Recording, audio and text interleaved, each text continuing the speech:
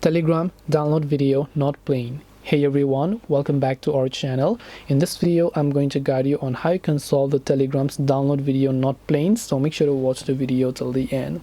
If you want to solve the Telegram's download video not playing, basically whenever you open up Telegram you might have downloaded something. If it is not playing, first of all tap the search bar, try to go to downloads and just try to find that particular video over here, or you can also go to settings from here and then you can choose to go ahead and then select the downloaded file.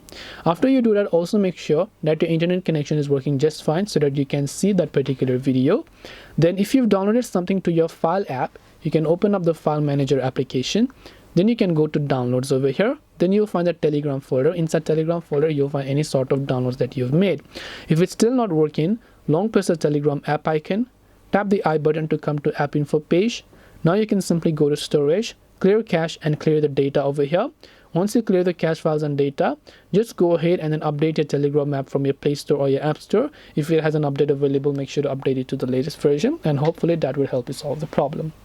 This way you can solve Telegram download video not playing. Hope this video was helpful. If you have got any more questions, then feel free to leave them down. Thank you for watching and see you in the next video.